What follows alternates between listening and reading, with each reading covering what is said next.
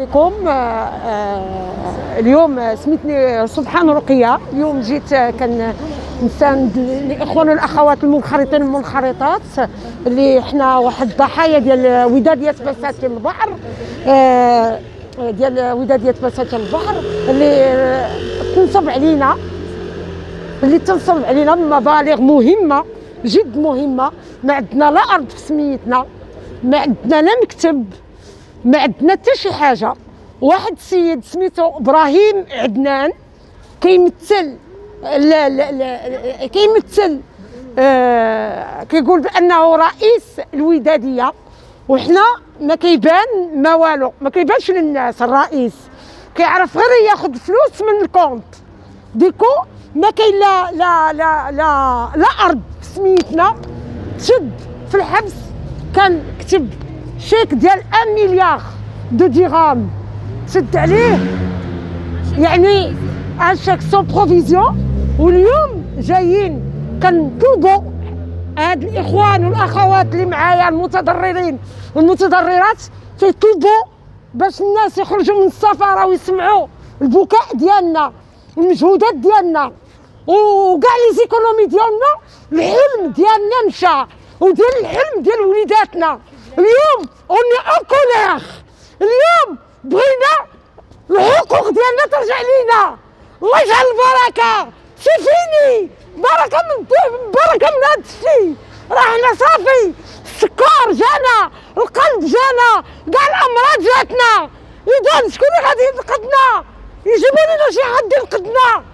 Ça suffit, ça suffit, on est en colère, on a marre, c'est bon, on veut une justice, on veut que quelqu'un sorte maintenant pour discuter avec nous.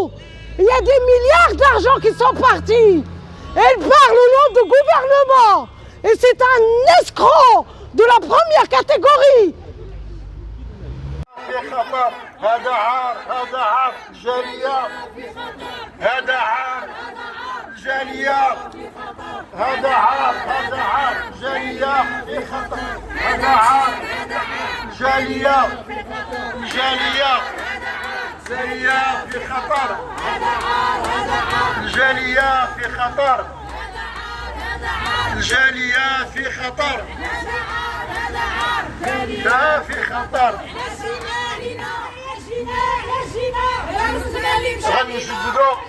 غنجددوا ان شاء الله، غنجددوا النداء ديالنا للسفاره ديال كاين، وهو الرئيس كما قلت راه في السجن طبقا للتهم الموجهه اليه اللي ذكرت دابا انفا.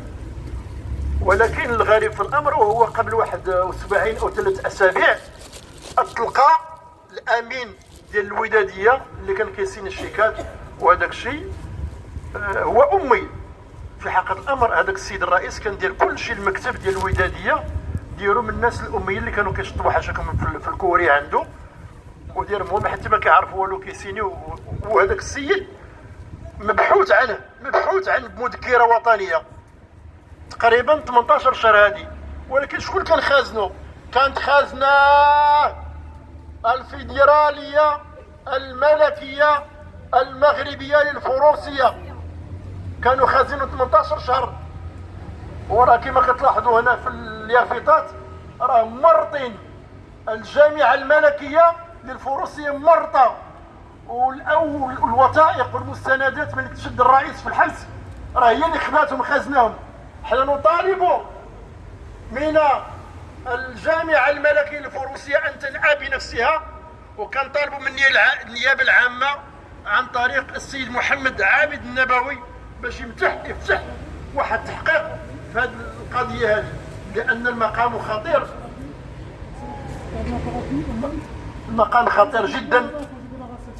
وهذا الشيء علاش الناس خرجوا هنا؟ لان زعما من ناحيه القضاء السيد راه في الحبس، والمسطره القضائيه راه غاديه ديال الجنائيه راه غاديه الطريق ديالها.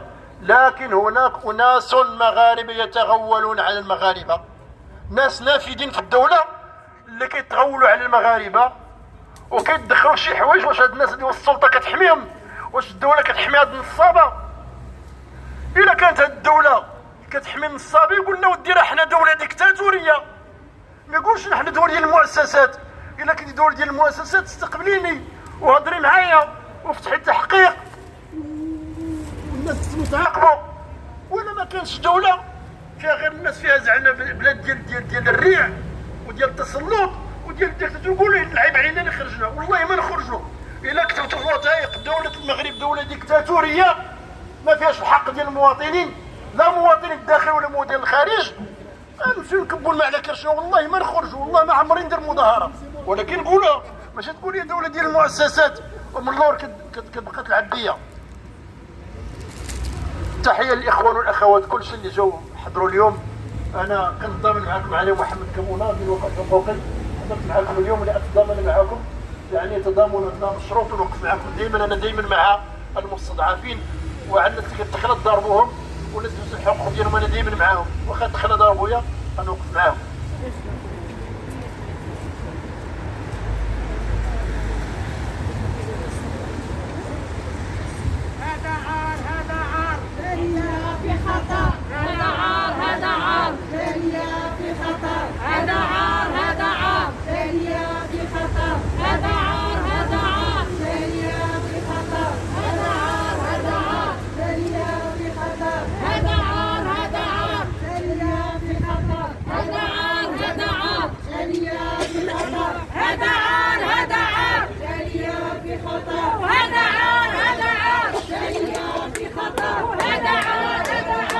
Situation personnelle, donc moi je suis citoyen français. À ce moment-là, donc moi on m'a vendu du rêve au Maroc. Je voulais une résidence secondaire et donc du coup je cherchais une résidence pour ma famille pour aller au Maroc. Ce pays me plaît très bien, j'ai aucun souci avec le Maroc par rapport à ça. C'est un très beau pays et c'est pour ça que je voulais m'y installer avec une maison secondaire. Donc à partir de là, moi, je suis parti prospecter pour un appartement et je suis tombé sur ce projet-là qui m'avait très bien plu. J'avais vu une vidéo sur YouTube qui était très parfaite, très bien faite, quoi. Et donc du coup, à partir de là, moi, ce projet-là, donc on s'est engagé sur ce projet-là, on a versé de l'argent sur ce projet-là et aujourd'hui, malheureusement, on a détourné cet argent-là, on l'a détourné au sein d'une personne, d'un président qui a mal géré son association aujourd'hui. C'est pour ça qu'on demande aujourd'hui le remboursement total de nos versements.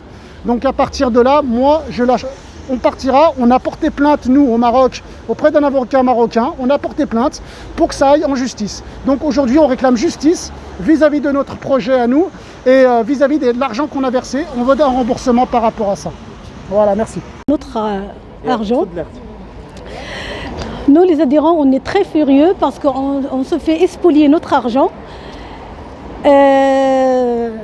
Et on est, ce qui me fait choquer aujourd'hui, on est devant l'ambassade.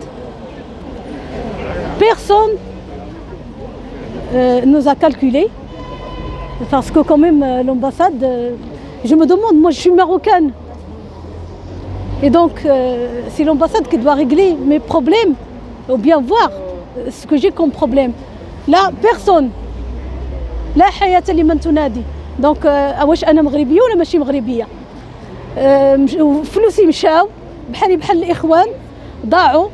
السيد كيدعي بالقوة لأنه عنده النادي ديال الفروسية وكيدعي بالقوة وفلوسنا مشاو. بيان اونطوندي هو راه في الحبس ولكني راه حتى حد ما كيسمعنا.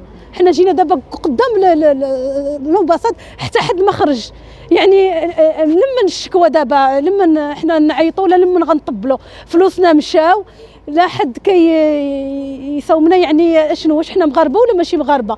دابا انا كنضموندي واش حنا اشنو كان يعني حنا راه كنساهموا اقتصاديا. راه بفلوسنا كيتخلصوا هاد الناس اللي ما باغينش يردوا علينا اليوم. ف يعني اشنو الشكوى لله ما نسمحش انا في حقي. جو دوموند جيستيس. ما كنسرقش ما لقيتش انا الفلوس هكاك كندوموندي لا جيستيس دير لنا حل. دير معاه في المكتب وهو الناس اميين ما كيعرفوا لا يقراو ولا يكتبوا. شرف الله وقدركم كانوا هما غير كيشطبوا في هذاك الكوري مع كامل الاحترام ديال الناس الشطاب. هذا ليس عيبا ولكن الناس ما عارفين. بغيت نقول انا بان الناس ما عارفين والو.